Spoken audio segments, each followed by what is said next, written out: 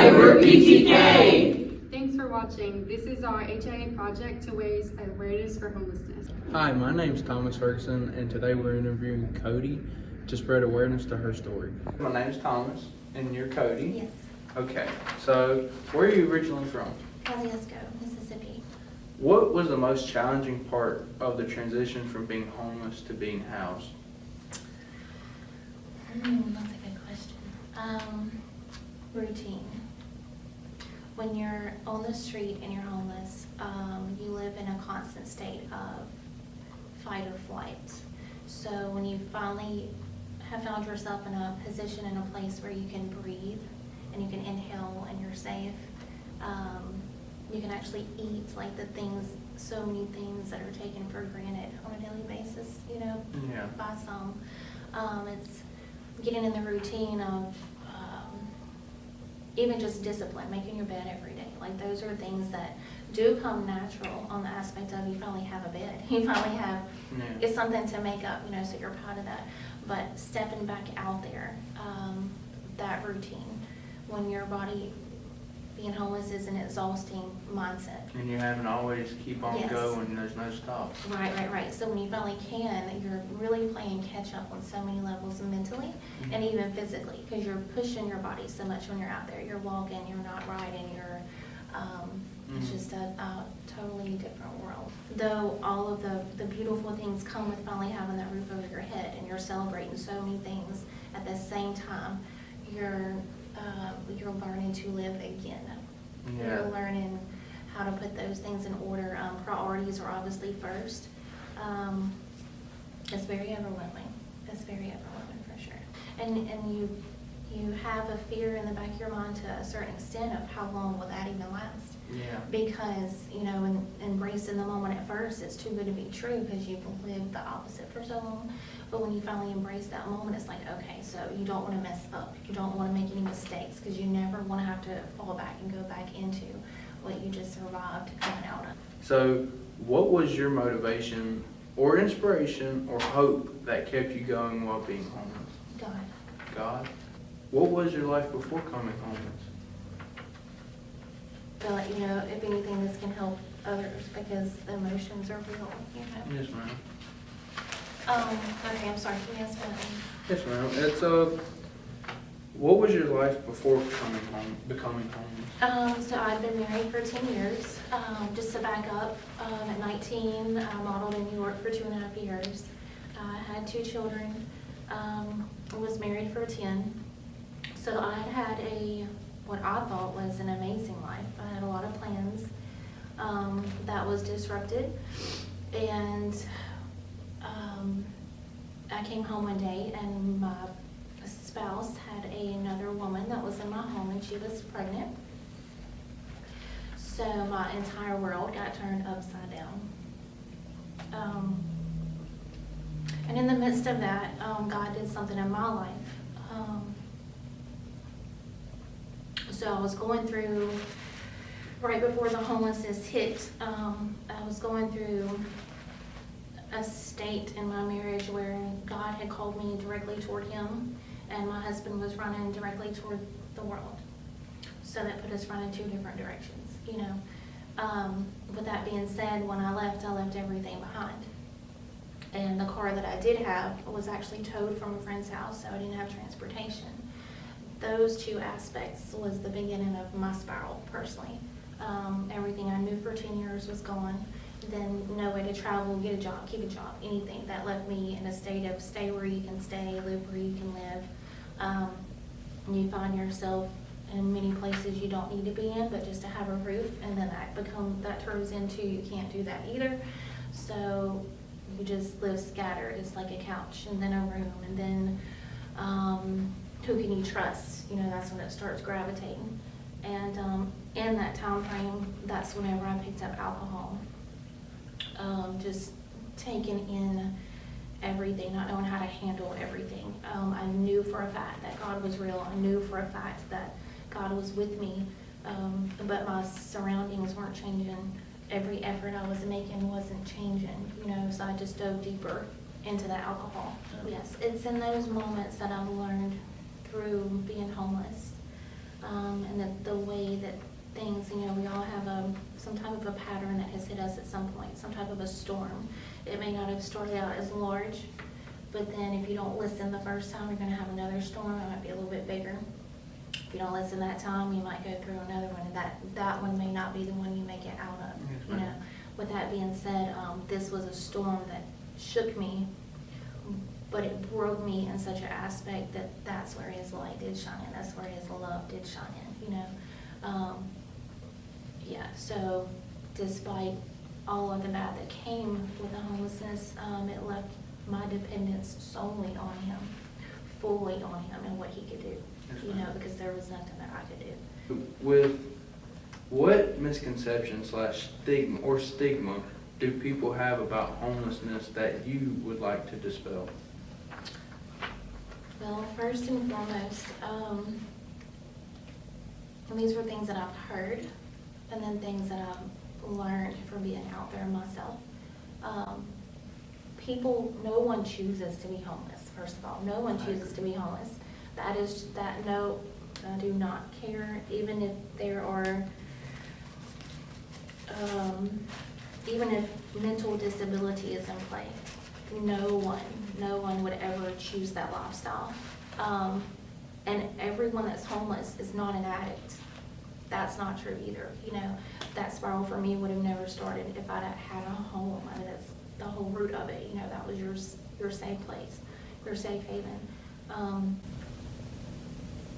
The world, when you're out there on the street, for example, everyone passes you by and you feel invisible.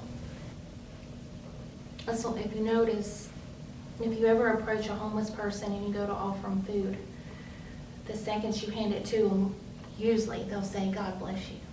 And it's because they've sat in that spot or in a million other places in that one area that's as far as they can go, you know, and they've watched so many people pass them by, but the whole time they've been talking to one person. And that one person was literally the hands and feet that showed up.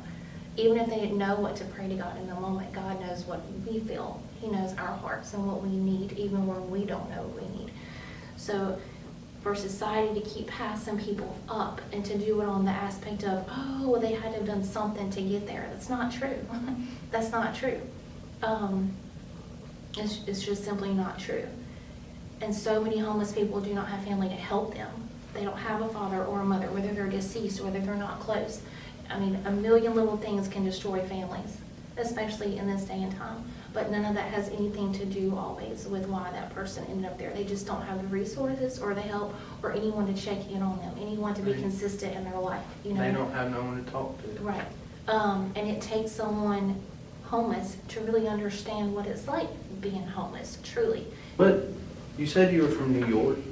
No, I moved to New York when I was 19 with a few dollars and with a dream, and then I told my mom I'd call her or see her in 2 weeks, and I ended up there for like 2.5 years. And how did you get, so you originally from here and you went to New York. How did you wind up coming back from New York to here?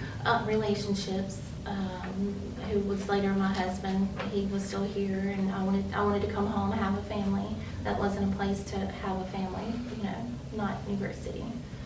So I came back here and raised my children throughout those following years, and ended up remarrying because I went through a divorce, remarried, and that was the marriage that went south.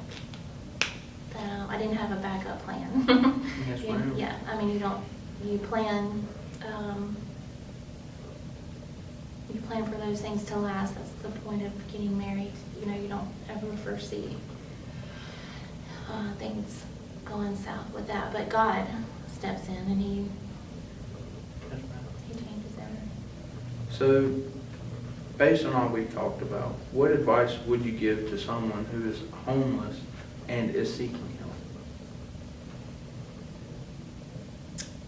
There's factors in that.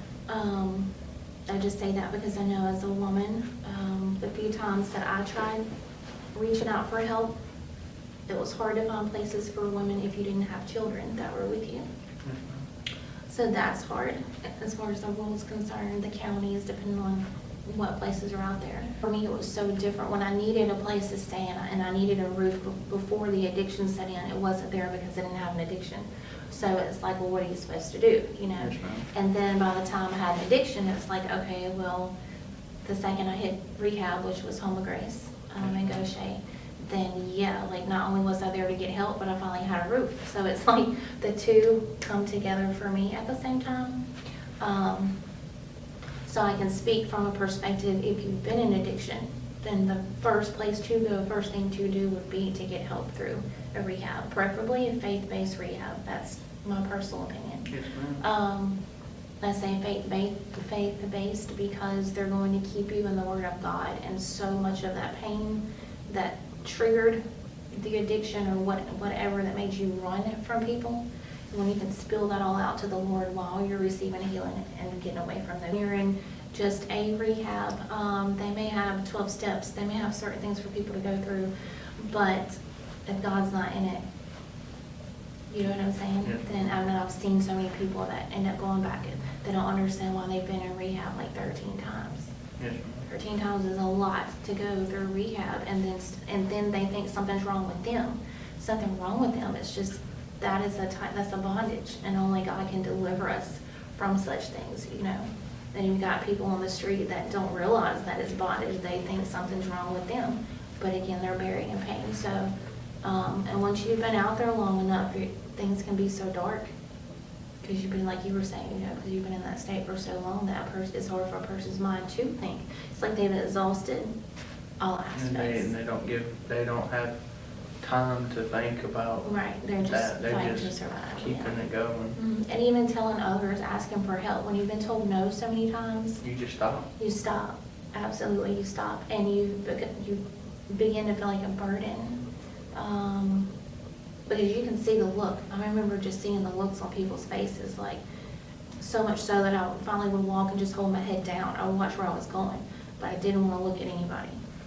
I mean, the shame and the guilt that's on your face when that was before even drinking, just being homeless. I remember being in between Coke machines in front of a gas station, and you're trying to squeeze and sit in between the machines because you don't want, as a woman, you don't want men to see you sitting there by yourself. And if the store sees you, they'll call on you, right? You have to leave. So it's those type situations that, from a female perspective, you know, it's really hard on women out there. They don't know where to go, what to do. Because they become an easy target for Absolutely. everybody. Yes, And absolutely. the business, the men, it's all. And for anyone that's out there up to no good, they view homeless women as an easier target, because who's going to miss them? You know, who's going to miss them if they disappear? At least that's the thoughts that go through your mind as a woman. You know. And that's where that fight or flight takes in. Mm-hmm. Like you said, you remember yourself being in between two Coke machines. Yeah. The tactical thing right there is it's a safe spot because it's two metal objects that's protecting. You got one way in, one way out. One way in, yes. Yes, One ma'am. way out. I definitely agree with that. So, with my last question before she asks you two questions, how did you find out about Open Doors and how did they help you? So, I was at Sue's home, which I know them as Community Care Network, I believe. Yes, ma'am. Yes, I'm not real familiar with Open Doors. But so when I was at Home of Grace, I was there for maybe a month, and the Lord put it on my heart to apply for transitional living. I knew that I never wanted to go back to what was. I knew that a part of that healthiness and going forward in life, holding on to God's direction, was to stay here. The only way to stay here when you were homeless before you got there is to transition. So I applied for Sue's home. I applied for one other place that was in Biloxi, and I began to pray. So much so that I was like, Lord, if you answer for both, you know I'm still going to pick this one over here, you know, which was Sue's home. So from Home of Grace, I was able to tour it one day from Home of Grace, because you don't get to leave since you're in rehab. It's a 90-day program. And the first day that I stepped foot into Sue's home, I cannot even explain to you the overwhelming like, The relief. I lost like 50 pounds on my shoulders. It was so hard to explain because I felt safe. I knew that my bed was gonna still be there day to day to And your day. stuff was going to And not I be had a stolen. closet to simply hang up clothes in. I had the bottom of a closet if I needed to, which didn't have anything. I had a trash bag and the same shoes I had worn for 2 years on my feet through winter and summer. I didn't have, they were like little Nike slides. So up until I got to rehab, I had that one trash bag and that one little pair of shoes. Yeah, so Sue's home gave me the immediate sensation of, this is gonna work. Like, wow, like this is real. The main thing that kept me out there was not having a car, no way to get a job, no way to do any of that. I didn't even have a social security card, didn't have any way to get a social security, like I had no identification. I really was just a face out there. So they helped me to do that. They helped me to get my driver's license. They helped, or a copy rather, to get my social security card and to establish my presence, my feet on the ground again, to get a job. And then took me to work every single day, picked me up every single day. So that gave me the opportunity to have a job, save money, and restart actually, your life. yes, and restart my life. And that was, I went in the weekend of June 22nd, and that was 2023, and I just left from there this June. So I've been out Yes, ma'am. 4 months now, yeah, with my. So, to retouch on that, so what did the organization help you get, like your social security card, your driver's license, all of this, or did you have to find your way, or how'd that all They come helped about? me. They Yes, helped they you? helped me. So from the moment you get there, between your counselors and everyone overseeing your case, your situation, because all of ours are different, then they know, from the door if you need your driver's license. They know if you have, if a person had fines or something they had to pay, if there had been previous legal issues and so forth. If you have a court date that would have been coming up, and they take you to and from all of that. So they help you to handle all of your responsibilities, get everything back in correct order, and then go forward from there, as far as becoming established again, and getting your feet on solid ground. And with us co-work or partnering with all we reached out to most of the nonprofit organizations throughout Jackson County. Right. And got them to come here at every meeting we've had for our officer team. We've worked with them, we've been talking to them, and that's one of the reasons that we've started our donation drive, is for those things, like, when you finally got your house, that closet was empty, you didn't have anything. Right, what I have on right now is donations, that's still, Yes, ma'am. except for the shoes. And that's our whole goal, is to get more stuff for you and all the unsheltered people that are getting put in these homes to have something Right. that they can call their own. And it helps and it matters. Every little bit matters. Yes, All ma'am. of it matters. Even if it's a gift card, if you don't know what to get, you want to make sure it's being used appropriately, you know what I mean?